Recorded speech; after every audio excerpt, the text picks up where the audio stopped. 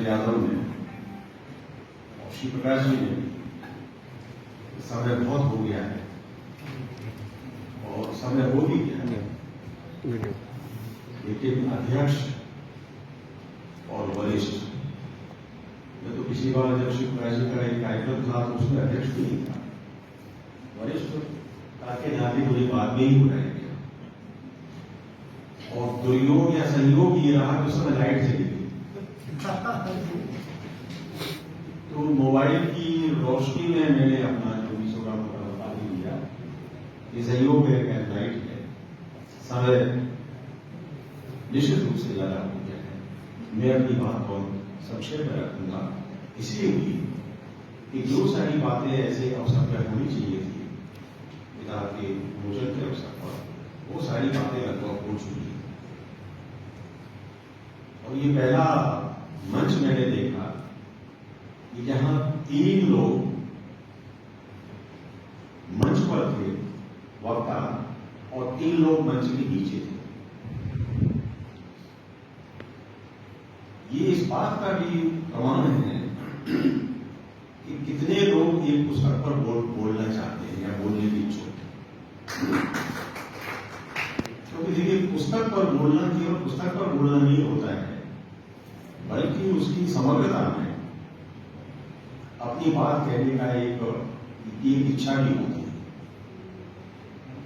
मुझे अच्छा लगा कि आप सब लोगों ने अपनी बात मन से कही और खुलकर कहा। ये विचार बात उठी थी इसी श्री प्रकाश जी की कविताओं में व्यंग्य। मुझे श्री प्रकाश जी की कविताओं में तो निश्चित रूप से है, लेकिन मुझे यह भी लगा कि जो बनारस में जिस तरह का जो एक बोलने की परंपरा है उसमें भी व्यंग्य। कई लोगों ने अपनी बात खोल के कही और कई लोगों ने बहुत तीखी धार दी, लेकिन वो बात आई जिससे ये अच्छा होना चाहिए। हमें केवल प्रशंसा ही प्रशंसा नहीं करनी चाहिए, हमें एक संतुलन बना करके अपनी बात को भी रखना चाहिए। हमारी असहमति है तो असहमति होनी चाहिए, और जब असहमतियों के वैभव के कब श्री प्रकाश शुक्र हो सकते हैं तो असहमतियों के वैभव का आलोचक तो नहीं हो सकता। आलोचक को भी ये सुविधा है कि असहमतियों के वैभव का एक आलोचक बने और दमदार तरीके से तार्किक ढंग से अपनी बात करें। मैं श्री प्रकाश जी को एक बात की और बधाई देना चाहता हूं कि उनके विवेक ने 2 ऐसे संपादकों का चयन किया, अब उन्होंने किया या संयोग से हुआ या कमलेश जी और सुष्टा जी ने यह निर्णय लिया कि संपादन करेंगे। देखिए, पति पत्नी का एक साथ काम करना बड़ा दुर्लभ होगा। ये सुष्टा जी ने ये बात तो कही कि मतलब किस तरह से हमने इसकी तैयारी की और 2018 से लेकर के अब तक, लेकिन ये भी बताया कि दोनों के बीच में झगड़ा कितनी बात मेरा नाम भी नहीं तो नाम नहीं किया तो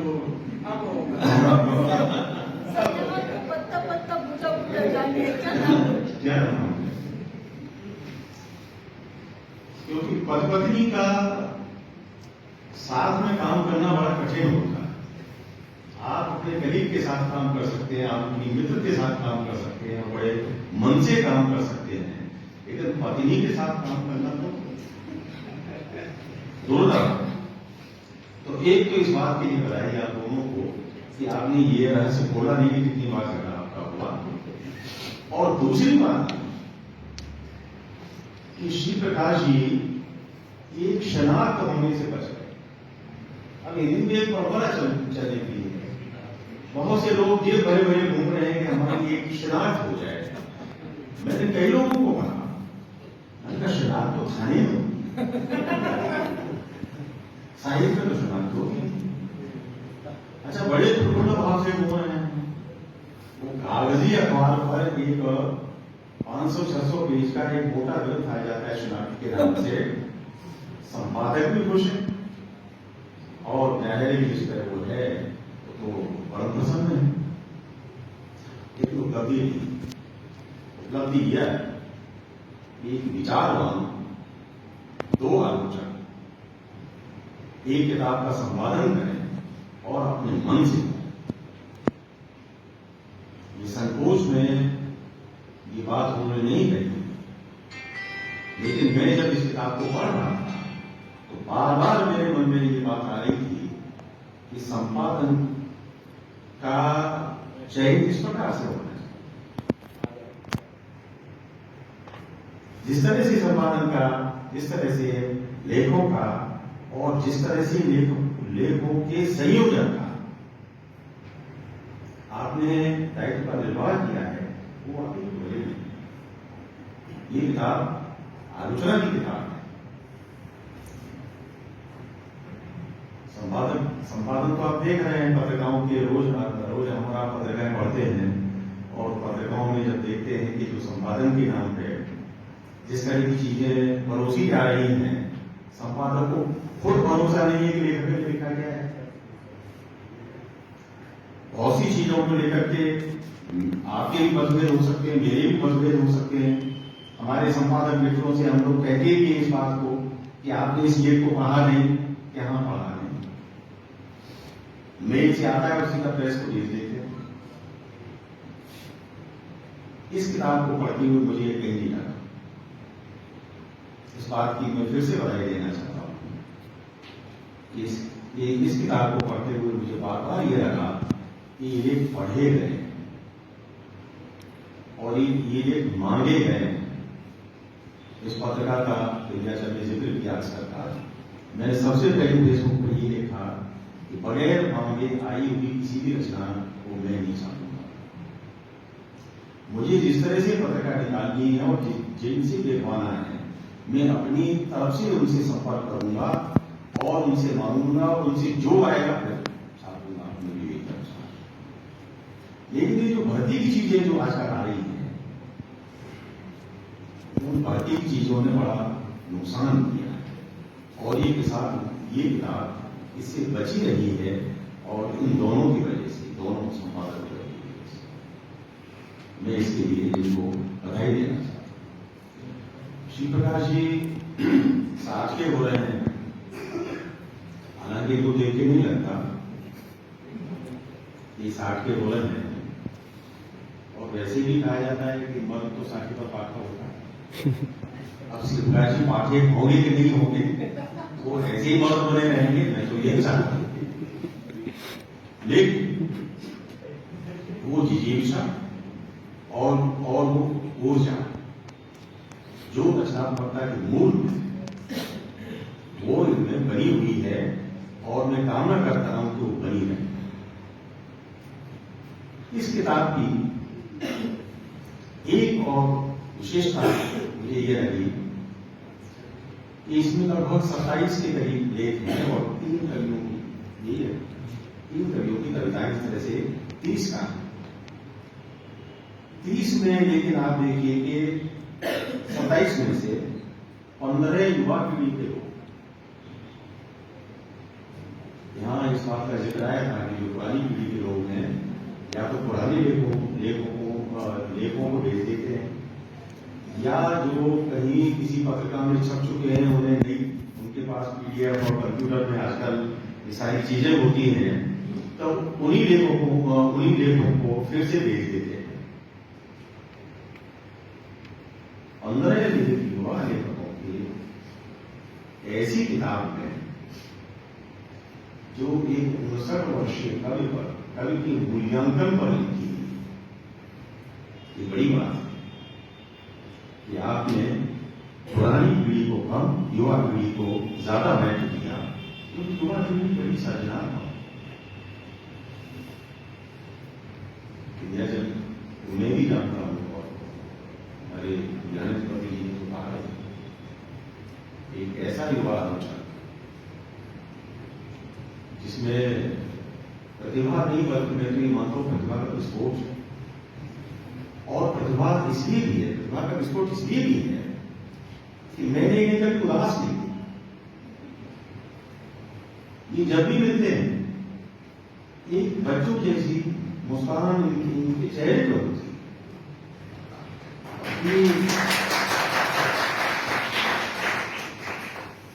बाकी आलोचकों को तो आप जानते हैं कि आलोचकों के मुंह सूखे रहते हैं। आलोचकों से बात करने का मतलब यह है कि वो आपको पहले तो ये सब करेंगे कि आप मूर्ख हैं, आप कुछ नहीं जानते, फिर आलोचना पे बात करेंगे। एक साहब यहीं से गए कहीं बाहर विश्वविद्यालय में पढ़ाने के लिए, उन्होंने टाइम टेबल की इंचार्ज और हेड को जाते ही कहा कि इसमें हिंदी का बड़ा आलोचना और मुझे आलोचना पढ़ाने के लिए दिया है। आप अध्यापक बने या प्रोफेसर भी नहीं बने, जो कि आपको अनुभव होगा, आप लेक्चर बने हैं और लेक्चर बनते ही क्योंकि हिंदी का हर अध्यापक आलोचना। दुर्भाग्य यह है कि हिंदी का हर अध्यापक आलोचक, वो कुंजी लिखेगा तब भी आलोचक है, वो नोट्स बनाएगा वो भी आलोचना है। ये विडंबना है और उसकी वजह से जो चीजों में जो निर्णय नहीं हो पा रहे, जिसकी बात आई, मुख्यमंत्री की बात आई, मैं कोई टिप्पणी नहीं करना चाहता उस पर, और मुख्यमंत्री बड़े कवि हैं और बड़े कवि को ऐसे ही आशीर्वाद देना चाहिए अपने अनुज को। मैं इसे इस रूप में देता हूँ। ये तरह का आशीर्वाद और शुभकामनाएं हैं, किसी को दिया जाना चाहिए। लेकिन हमारे और शिवप्रकाश जी के और आप लोगों में से कई लोगों के मित्र हैं, उनको ये कथाकार ने ये कह दिया कि ये 21वीं सदी के आचार्य रामचंद्र शुक्ल हैं, अब इसके लिए क्या करोगे? वो खुद भी खाते हैं, मैं नहीं खाता, वो नहीं खाते। नहीं, मैं तो कह रहा हूँ हमारे आपके लोग कहते हैं, हाँ आप ये बात जी जी, लेकिन वो कहते हैं और सब जगह कहते हैं। अच्छा, उनके साथ वो जितना कहते उनके साथ जो उनकी झोली डंडा उठाने वाले लोग हैं वो सबसे ज्यादा कहते हैं। कई आलोचक ऐसे हैं जो कि जैसे साधु महात्माओं में आपने देखे होंगे कि जब वो महंत चलता है तो उसके 4 लोग उसके पीछे, जो युवा जो साधु हैं वो साथ चलते हैं और महंत जी कम बोलते हैं, युवा साधु ज्यादा बोलते हैं। अच्छा, बोलते उनके हाथ में डंडा भी होता है, जो महंत जी के हाथ में नहीं होता है। वो अपना ये है कि आप मानिए हमारे महंत जी को बड़ा और आप हमारे महंत जी को बड़ा नहीं मानेंगे तो हमारे हाथ में डंडा। अब आप क्या करेंगे? तो आचार्य रामचंद्र शुक्ल सवाल आ रहे हैं। रामचंद्र शुक्ल तो 20वीं शताब्दी के आलोचक थे, 21वीं शताब्दी के आलोचक पैदा हो गए और बड़े दर से पैदा हो गए। तो इसलिए इन लोगों को इन लोगों पर बहुत ज्यादा चर्चा भी नहीं करनी चाहिए और इन लोगों से बहुत ज्यादा भय भी नहीं खाना चाहिए और इन लोगों को ज्यादा महत्व नहीं देना चाहिए। आचार्य रामचंद्र शुक्ल 21वीं शताब्दी में भी पैदा होंगे, 22वीं में भी होंगे, 23वीं में भी होंगे, आगे भी होंगे, लेकिन आचार्य शुक्ल एक ही है। इसलिए कोई बहुत कविता को लेकर के तरह तरह की, अभी आपने सुना होगा ये जो हिंदी जो चलता है, हिंदी ने इतनी गलतफहमियां पैदा की हैं।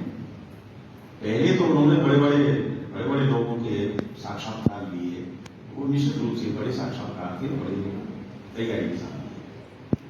अभी हमारे राजस्थान के यानी जयपुर के, आप सब जानते हैं उनके विवादों से लेकर के उनकी कृष्ण कल्पित का एक साक्षात्कार है हिंदी में, जो अर्जुन शर्मा ने दिया।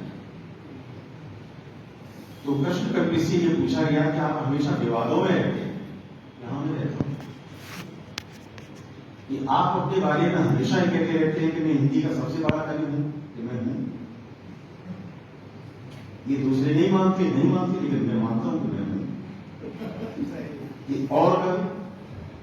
और कभी तो अखबारी कागज की कविताएं लिखते हैं, अखबारी कविताएं, हिंदी में कविताएं हैं ही नहीं। जैसे हर कथाकार और हर कवि ज्यादातर ये कहता है, शिवराज जी नहीं कहते, ज्यादातर कहते हैं हिंदी में आलोचना है ही नहीं। नंदकिशोर आचार्य ने कहा उसी हिंदी में आलोचना है ही नहीं। ज्यादातर लोगों ने कहा हिंदी में आलोचना है ही नहीं।